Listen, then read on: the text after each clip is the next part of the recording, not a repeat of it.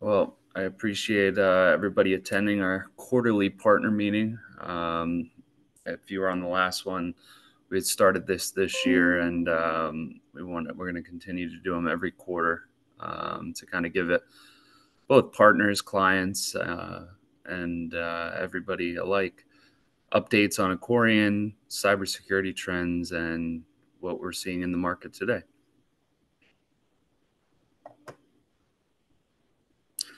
So for today's agenda, a couple updates regarding Accorian, cybersecurity trends that Adi will cover, new Accorian services, and a new GTM along with services, the SOC 2 bundle, and key insights around that, and partner focus areas.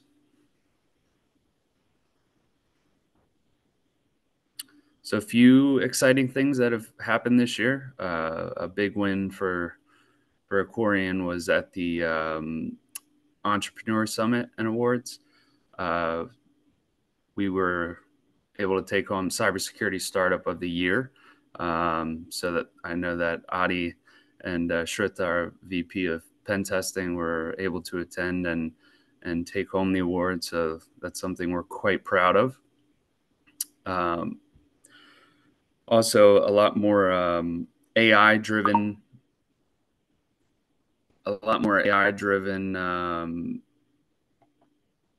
service lines that we're focusing on this year at Accorian, both from a compliance perspective and an advisory perspective.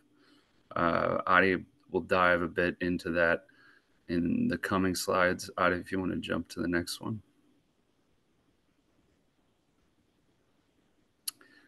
Along with the awards, obviously, if for those that are in the industry know that the first quarter of the year, first half of the year, I should say, is really conference season. So we've attended quite a few events, myself included. I bounced around between Nashville for Vive and Las Vegas for HIMSS and FinTech Meetup, and then Premel, Darshna, and Brandon also attended a conference down in New Orleans called MicroConf, where Premel spoke on a panel there.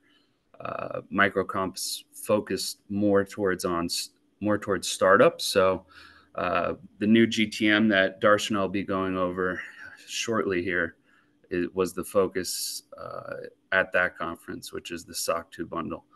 And then Adi, if you want to speak to those other events, I wasn't a part of those, NullCon and the other ones. Yeah. Yeah, so in terms of two big conferences that happened in India, one was the Gartner Risk Summit. I and others were present at it, and Nalcon, which is a big pen testing conference that happens in India, equivalent to the Black Hat. So we had a big contingent of Accorian present at it. What we also had was we had Sonali Bloom, who's the CEO of 2020 Onsite, share her views, her life as a woman entrepreneur, as a CEO, and share her thoughts, with the entire team. And it was a really good talk that we had internally, and that was on the International Women's Day.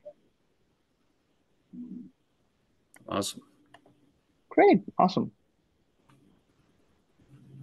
So, in terms of some key trends and insights, the year saw a bunch of quarter one, of course, was a very busy year. We saw rapid, increase in adoption in AI. As you know, it's the big gold rush today, right? So we had a bunch of organizations figuring out how do they use AI securely. Should they use a third-party LLM? Should they use an open source LLM?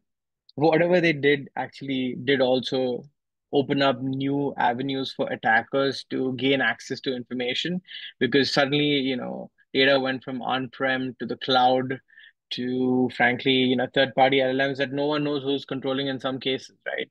So, and what do you do? How do you ensure there's the right kind of acceptable use internally, or the right policies and procedures associated with third party LLMs, right? So we saw a lot of action on that front.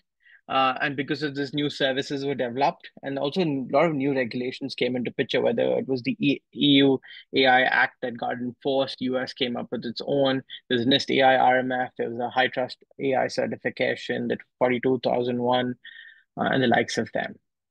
We also saw a massive increase in the number of vulnerabilities from December 2024 to March 2025. Clearly, the attackers are finally back from holidays, and there were a lot of big, 9 pointers, 10 pointers, 8 pointers on the CVE sides that we saw, right? And we saw a bunch of advisories go out from Accorian side as well to customers. On the malware side, a bunch that were, that hit the open network. And on the cybersecurity side, we saw a massive telecom hack against US officials. We saw a massive law firm data breach, and we saw a lot of IP spoofing attacks on the Tor network. Now, the law firm data breach is something I'm going to stop for a sec. If you realized, a lot of attackers today have stopped looking to how they can reach out and hit main, very large organizations. What they've started to focus on is your SaaS, your service providers, your MSPs, and the likes of them as avenues to breach into them with the entire understanding that they may have a slightly more compromised security, or the fact that their controls may not be as good as a very large enterprise. And by gaining access to any of these service providers or SaaS companies, they're actually getting data associated to multiple companies at once, right? So it's a large, one attack could lead to them getting access to a lot of data in one go, right? And we're seeing that big push, and we're seeing a massive increase in that front, which is why we're seeing a lot of companies become very stringent on the third party risk management side, where they require their vendors to be segregated by criticality and then audit them to ensure that they have the necessary controls to safeguard their data. Right? On the current side, a couple of things that are new. So some new services that we're selling a lot. SOC 1. So we of course do SOC 2 and SOC 3 audits, as you know. But SOC 1 audits were something that were elusive about. But we started doing a lot of readiness assessments, a lot of implementation and audits. This became like the obvious SOC that was missing in the entire SOC 1, SOC 2, SOC 3 realm of things. So we started to do a lot of them across a lot of organizations. We're doing a lot of consolidated SOC 1, SOC 2, SOC 3 audits as well. SOC 1, for those of you who are not aware, is a financial reporting or financial control audit and assessment, right? And it looks at what kind of internal controls do you have in order to safeguard financial data, right? They do have controls associated to IT and quality and the likes of them. On the SOC 2 side, we have come upon a bundled offering. I'm not going to steal some of Darshna's thunder, but she's going to talk about it later. But it's about a bundled approach of how organizations that are looking at their first SOC 2, they can use this and use this particular approach in order to blitzscale their SOC 2 adherence journey. On the DevSecOps and vulnerabilities management side, we've bolstered our DevSecOps program a little more by having commercial tools, third-party tools, and the likes of them, and clearly rolling out this entire offering as a program for our customers, along with vulnerability management. As you know, vulnerability scanners, pen tests can be extremely noisy, right? How does one really know what vulnerabilities have to be prioritized, and how do you come upon that particular framework? How do you define your SLAs? How do you manage the entire thing? How do you track it? That's a bulk of the work once you've detected a particular vulnerability, because as you know, the mean time to detect has been reducing over time as scanners and pen tests become a lot more automated and AI driven. But the mean time to remediate has started to increase as well, because there are a large number of vulnerabilities. There's so many that have to be tackled. The teams are the sizes that they are. So how does one have a new approach towards prioritization? How does one have new processes, SLAs in place that they can remediate effectively without, frankly, breaking production, right? As they say.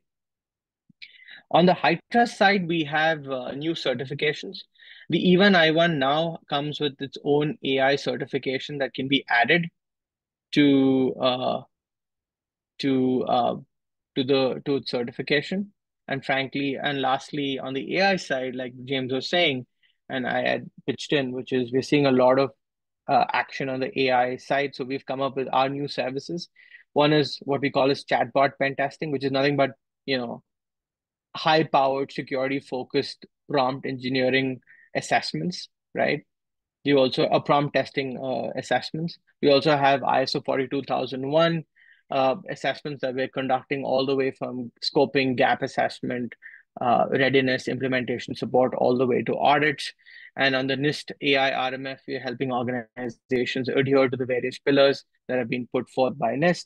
And frankly, on the high trust side, we're doing high trust certifications as well. It's become a very popular way for organizations to add the additional level of assurance, because the number of controls at average that we're seeing is about 43 additional controls that are being added to existing assessments. So it's not a whole lot, but the value that you can showcase to your end customer that, hey, my certificate today has an AI certification is going a long way, especially where CIOs, CISOs are now going in and asking people questions about how are you securely managing their data, how are you storing the data, and what kind of third party LLMs are you giving your AI access to, right? So that's on the Um, AI. Yeah, Real quick, I just want to expand on that for a second. When it comes to the AI side of what Adi was just speaking about, something else we're seeing a lot of in Q1 is the uncertainty of regulations in the U.S. So we're starting to see uh, a lot more individual states rolling out regulations around AI, and that's also industry specific. So everything from hiring to processing health information. So there's a lot of uncertainty about where this is all going to land. yeah, However, our own security team is pretty plugged into these regulations and per state. So that's something we're also providing clients with is that advisory component of how do you navigate the ever changing landscape of AI regulation within the U.S. So, yeah, yeah. No, and James broached a very important topic, which is every state, every country is going to come up with their own regulation, but at the end of the day, security controls harmonize so well with each other. You need to work with someone who's going to help you create an overarching AI security framework that you could apply across the entire organization, and then that complies to these various standards. Because there will always be new standards, but you can always create a overarching, comprehensive framework that could meet requirements across the board, right? Uh, so we're like, and James mentioned it, but we're doing a webinar next Wednesday on this topic, which is if you're an organization that is implementing or using AI in any sort of way, right? Whether it's your marketing team using it for presentation, whether it's your HR team using the latest in, in for hiring, you have these AI based interviewing tools, right? Or if you've operationalized your product with a third party LLM, or even done a wrapper of an open AI, whatever it might be, right? We're going to talk about some of the ways in which security is going to come into picture for all of these various implementations of AI in your organization, and what kind of standards and frameworks will apply to you as a company, right?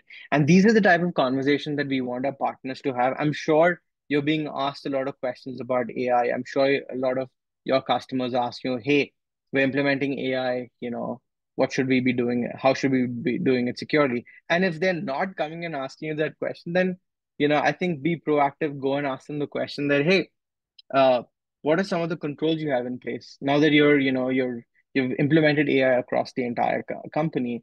How are you making sure your data is segregated? How are you making sure the data is secure? How are you ensuring that there's no master LLM that is learning everything about your organization, right? And is storing it as metadata so that it can be called upon by some other third party entity? Or how are you ensuring that a malicious actor is not controlling the LLM at the end of the day and using it as a backdoor to siphon out as much information about the organization as possible?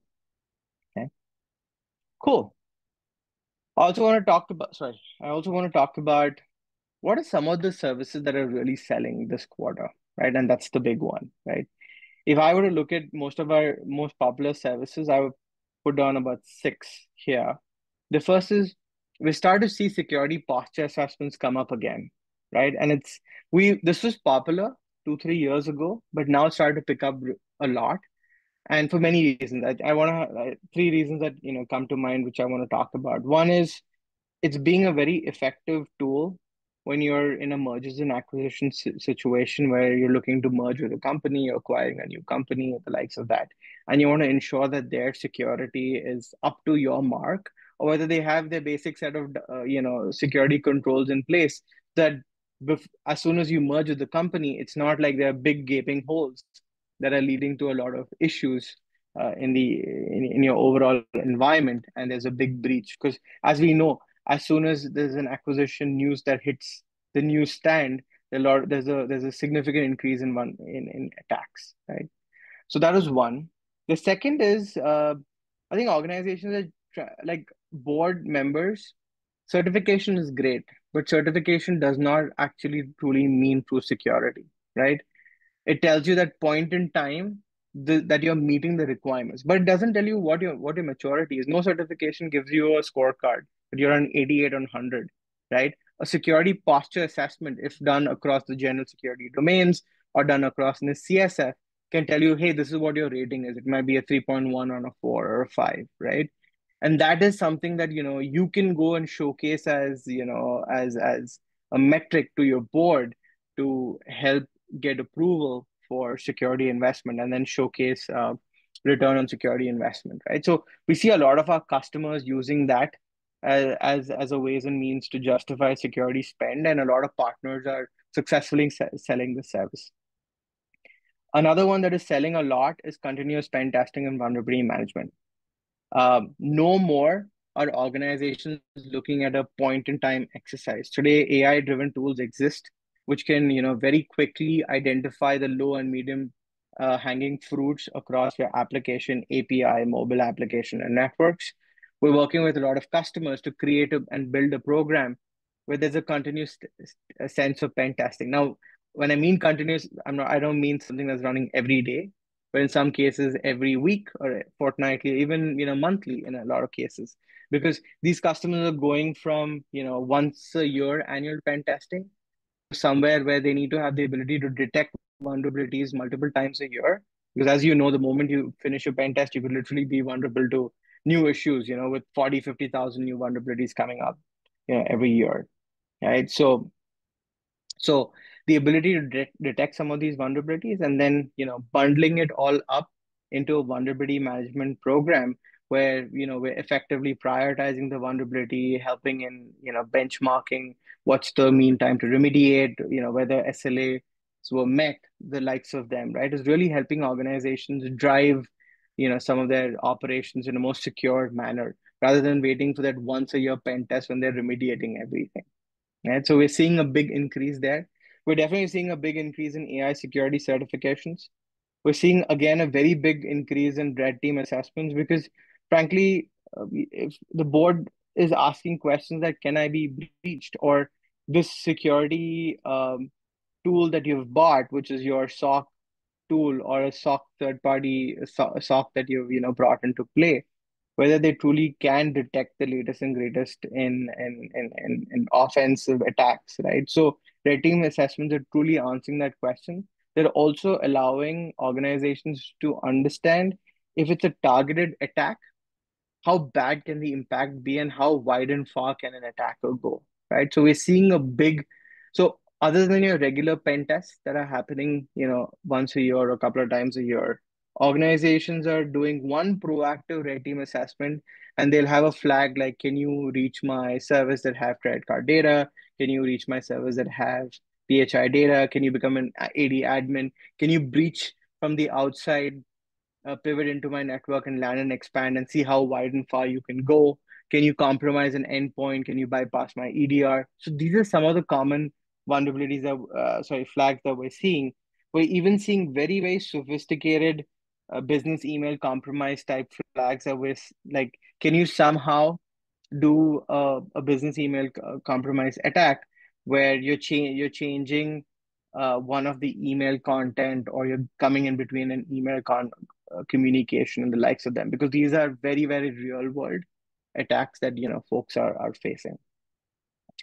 We're also seeing a rise in vCISO and vSecurity team. Most of you on this call are virtual CISOs, right? But we're seeing this increase, and for many reasons. One is, I think overall, the world over, security spend is people are becoming tighter on spend just because of the economy, but that doesn't mean the work cannot be done, right? Or the work does not need to get done. And that is where fractional VC, so fractional V security team services are really selling with some of our clients, where we're doing everything from evidence collection to pre-audits to implementation support to working with the board to help them understand security concepts. The likes, it's an entire gamut of services that one can have.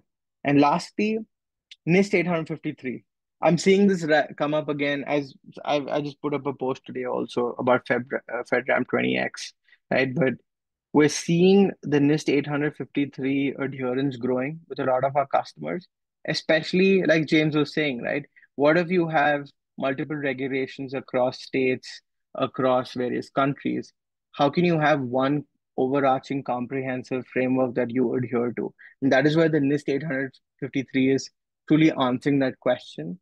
And we're seeing a lot of services on that being rendered by our team on that front, right?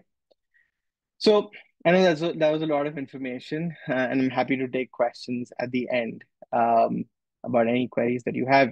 Like, as you know, you can feel free to put your questions on the webinar chat, and we can always get to it at the end and address any of the questions.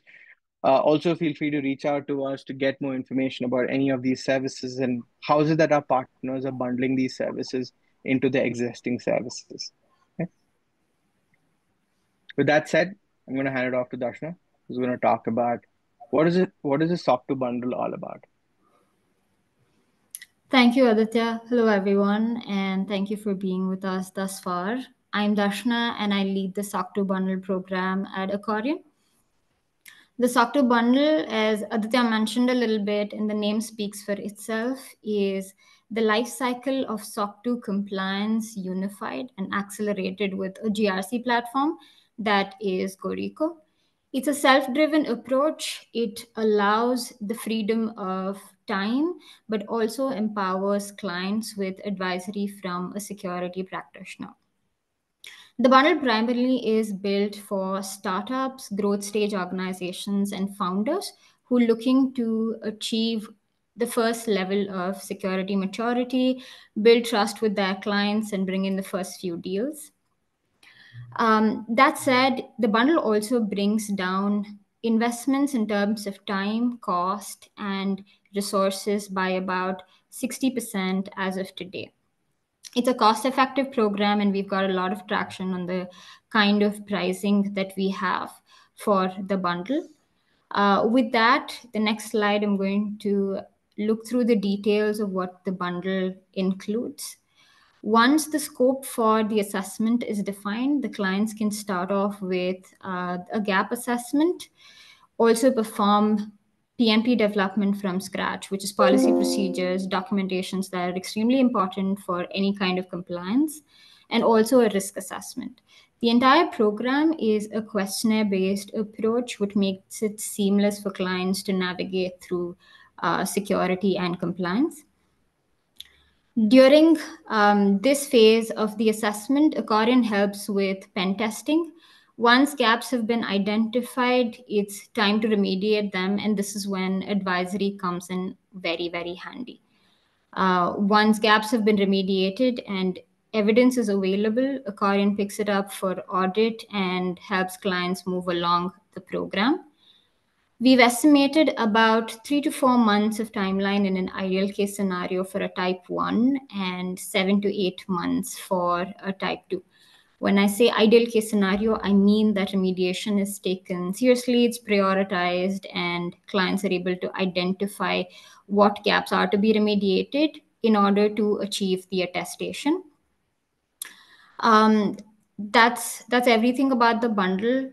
If you guys have questions, please feel free to reach out. Awesome. So as Darshana said, the bundle was actually created because we started to see a lot of startups want to self-serve and self-pace the entire SOC 2 journey, right? Because as a startup, you also have to balance, getting clients, revenue, operations, the likes of that, right? So how can one self-pace their entire security journey without having to feel the burden of a deadline, right? So the entire self-gap assessment, writing up your policy procedures, and it's been written, the bundle has been created for small companies and how they can, you know, get to their first SOC 2. It's all DIY and it's self-paced with some level of advisory that we're selling on top of it. It's been extremely successful. Premal and Darshana did a workshop at Microcomp, which is a conference for self-funded bootstrap founders, and is very, very popular. This was in New Orleans last month, and it was an extremely popular, it's supposedly a very, very popular workshop, and they had the highest attendance ever for a workshop. So that goes to tell that how organizations are looking at the software, and as we all know, right, it's the first credential that one has to showcase to end customers to win business. But how can these folks, without the ability of having large teams, self-pace their entire SOC 2 compliance journey and do it step by step so they meet the requirements, right? So that's all that we had. So we're going to have a couple of key takeaways for you folks. Pranjal from our partner team is going to reach out to you with some of the information of, the main highlights. Typically, it's going to be 4 slides. One is about what's new in the world of security. Second is what's new at Accorian. Third is what's selling with some of our partners like ourselves, and a little blurb on SOC 2 bundle. So we're going to send this over a deck. We have collaterals for all the services we spoke about. We have samples for all the services we spoke about. So if you'd like to see one, feel free to, reply to Pranjal. In the meantime, if there are no other questions, I appreciate everybody's time this morning or evening. And without further ado, you have a good day.